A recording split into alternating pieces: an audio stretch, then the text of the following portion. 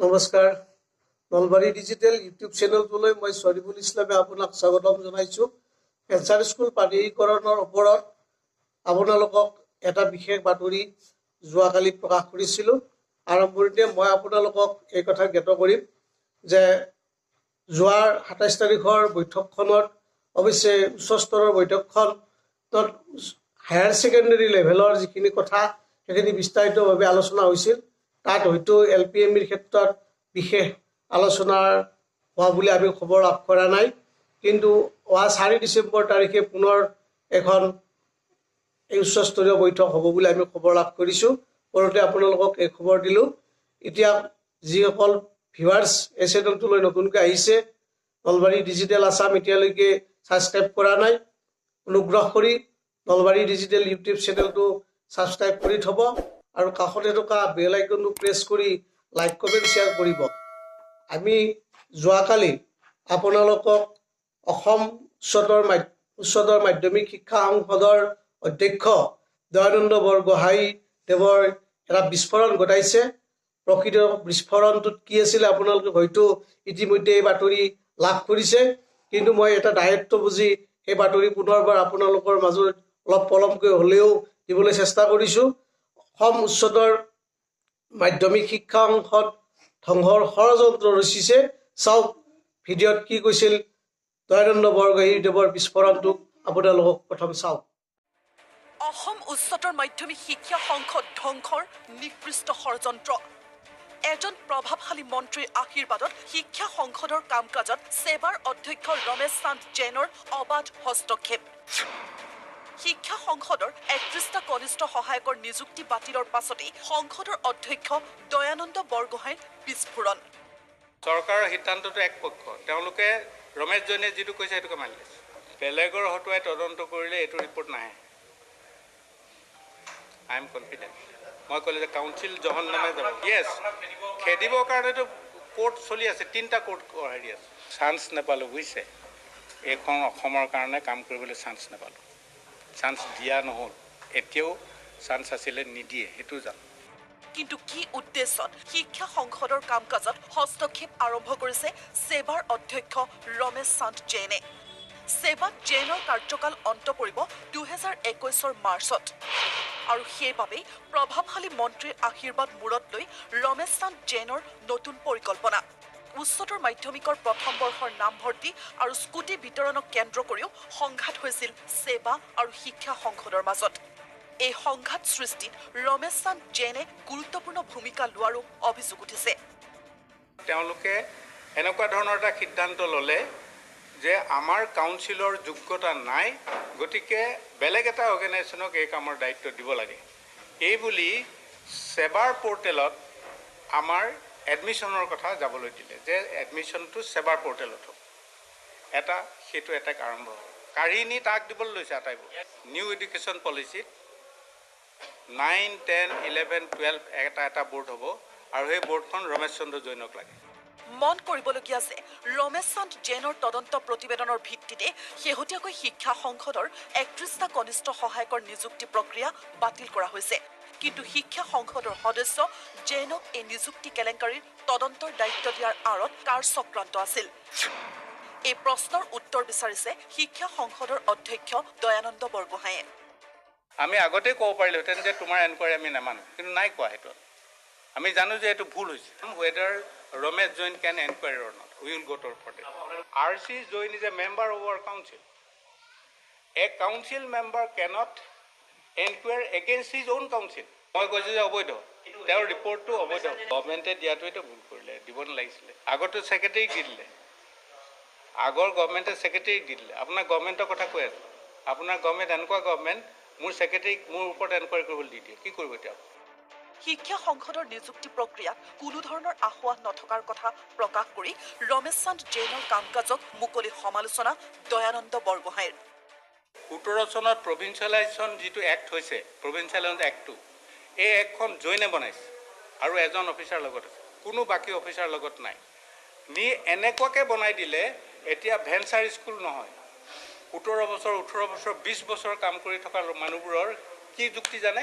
14, 15, 16 মানে কিমানজনকে ষ্টুডেণ্ট থাকিব লাগিব কোনোবা এটা বছৰত এজন ষ্টুডেণ্ট কম সেইখন বাদ দিছে প্ৰভিঞ্চিয়েল এতিয়া প্ৰশ্ন উঠিছে দিছপুৰৰ কোন প্ৰভাৱশালী মন্ত্ৰীৰ আশীৰ্বাদত শিক্ষা সংসদৰ প্ৰতিটো কাম কাজত হস্তক্ষেপ আৰম্ভ কৰিছে ছেবাৰ অধ্যক্ষ ৰমেশ চান্দ জৈনে তুহামুদৰ ৰাজনীতিত পাকৈত খেলুৱৈ ৰমেশ চান্দ জৈন কাৰ আঙুলিৰ ঠাৰত নাচিছে এই প্ৰশ্ন এতিয়া শিক্ষা সংসদৰ প্ৰতিজন বিষয়া কৰ্মচাৰীৰ মুখে মুখে ব্যুৰ' ৰিপৰ্ট চালে আপোনালোকে ইয়াত দেখিলে যে অসমৰ উচ্চতৰ মাধ্যমিক শিক্ষা সংসদৰ অধ্যক্ষ দয়ানন্দ বৰগোহাঁই ছাৰৰ বিস্ফোৰণ অসম উচ্চতৰ মাধ্যমিক শিক্ষা সংসদ ধ্বংসৰ ষড়যন্ত্ৰ ৰচিছে ফেঞ্চাৰ লগতে ফেঞ্চাৰ প্ৰভিঞ্চিয়েলিজমৰ যিখন এক্ট 17 সেই এক্টৰ ছেবাৰ অধ্যক্ষ আছিলে ৰমেশ চান্দ জৈন আৰু যিজন আৰু অসমৰ আন এজন অফিচাৰ লগত ৰাখি এই দুজন ব্যক্তিয়ে অসমৰ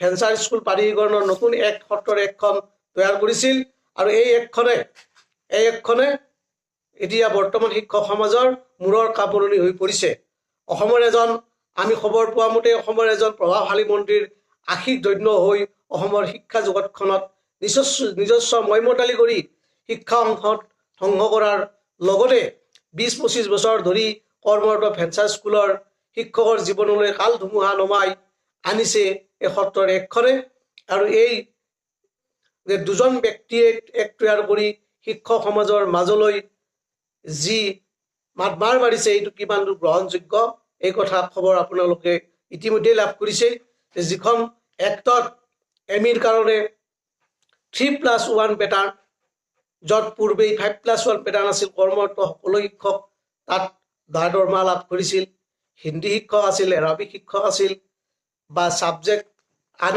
বিষয়ৰ শিক্ষকসকল আছিল ঠিক তেনেদৰে যিবিলাক হিন্দী বিষয়টো কম্পালচৰি এতিয়া 3+1 পেটাৰ্ণ কৰিবলৈ গৈ এম ই স্কুলৰ ক্ষেত্ৰত বাকী হিন্দী শিক্ষককে ধৰি আন এজন শিক্ষক প্ৰাধিকৰণ তালিকাৰ পৰা বাদ পৰিব ওলাইছে ইয়াৰ উপৰিও 9-10 ডাইস্কত থকা 1-1 পিছৰ ষ্টুডেণ্ট টিচাৰৰ সলনি টিউটৰ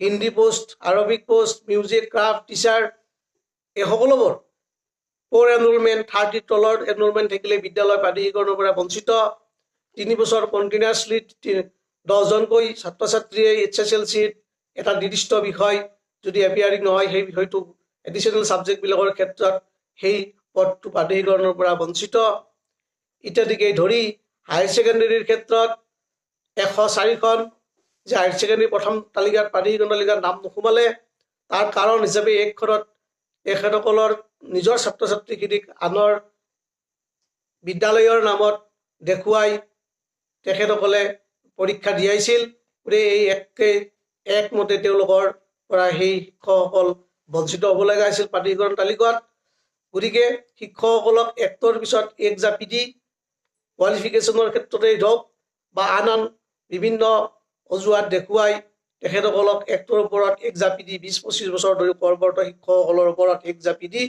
হাৰাশাস্তি কৰিছে বুলি অভিযোগ উঠিছে ইয়াৰ উপৰিও টিচাৰৰ সলনি টিউটৰ এটা সামান্য দৰমহা দি 10,800 টকাৰ পৰা 16,000 টকা মানৰ ভিতৰত এজন উচ্চ শিক্ষিত ডিগ্ৰীধাৰী লোকে 12-13-14-15-16,000 টকাত এটা মাহ চলিব লাগিব এইখন এক্টৰ গতিকে শিক্ষকসকল যথেষ্ট ক্ষোভিত হৈছে ক্ষোভিত শিক্ষক সমাজে আপোনালোকে প্ৰশ্ন তুলিছে জীৱন ধ্বংস কৰা এখন এক তৈয়াৰ কৰি অসমৰ শিক্ষক সমাজক ধ্বংসৰ মুখলৈ ঠেলি দিয়া বুলি তেখেতসকলে অভিযোগ তুলিছে আপোনাৰ এক্টত ৰৈ যোৱা শিক্ষকসকলৰ জীৱনৰ কথা এবাৰো নাভাবিলে কিয় বুলি প্ৰশ্ন তুলিছে এইসকল শিক্ষকে 20-25 বছৰ ধৰি বিনা বেতনে কৰ্মৰত হৈ মূৰকত এক্টৰ নামত বাহিৰ হৈ গৈ এই বয়সত কি কৰিব বুলি প্ৰশ্ন তুলিছে আছেনে ইয়াৰ উত্তৰ আপোনাৰ হাতত বুলিও তেখেতসকলে প্ৰশ্ন তুলিছে এইসকলৰ শিক্ষকৰ পৰিয়ালৰ দায়িত্ব কোনে ল'ব ইয়াৰ আপুনিতো জীৱনদাতা নহয় গতিকে জীৱন ধ্বংস কৰাৰ অধিকাৰ ক'ত পালেও বুলিও তেখেতসকলে প্ৰশ্ন তুলিছে আপুনি অসমীয়া মাধ্যমৰ বিদ্যালয়বিলাক ভাঙি পেলোৱাৰ ষড়যন্ত্ৰ কৰিছে নেকি বুলিও প্ৰশ্ন তুলিছে গতিকে দুজন ব্যক্তিৰ কাৰণে হাজাৰ হাজাৰ শিক্ষক আজি বঞ্চিত হোৱাৰ পথত এতিয়া শিক্ষক সমাজ জাগ্ৰত হৈছে, শিক্ষক সমাজে হুংকাৰ দিছে। যিহেতু ইতিমধ্যে ভিডিঅ'বিলাক ভাইৰেল হৈ গৈছে, গতিকে সকলো শিক্ষকে ন্যায় প্ৰাপ্তিৰ কাৰণে এই এক্টখনৰ বিৰুদ্ধে যুঁজ কৰিব বুলি আমালৈ খবৰ আহিছে। গতিকে মাননীয় মন্ত্ৰী মহোদয়, আপুনি সময় থাকোঁতেই দুৰ্ভগীয়া শিক্ষকসকলৰ কথা এবাৰ ভাবি কি প্ৰকাৰে যিকোনো প্ৰকাৰে সকলোবোৰ শিক্ষকৰ পদ প্ৰাদেশিকৰণ হোৱাকৈ 13 চনত যেনেকৈ প্ৰাদেশিকৰণ হৈছিল তেনেকৈ পদ প্ৰাদেশিকৰণ হোৱাকৈ আপুনি সময় থাকোঁতে উচিত ব্যৱস্থা লওক। আৰু শেষত সকলোবোৰ ভেঞ্চাৰ স্কুলৰ শিক্ষকৰ পদ প্ৰাদেশিকৰণ হোৱাৰ কামনাৰে 15 ডিচেম্বৰৰ ভিতৰত দ্বিতীয়খন তালিকাত সকলো শিক্ষকৰ নাম প্ৰকাশ হোৱাৰ কামনাৰে ভিডিঅ'টো সামৰিছোঁ। শেষলৈকে চোৱাৰ বাবে ধন্যবাদ।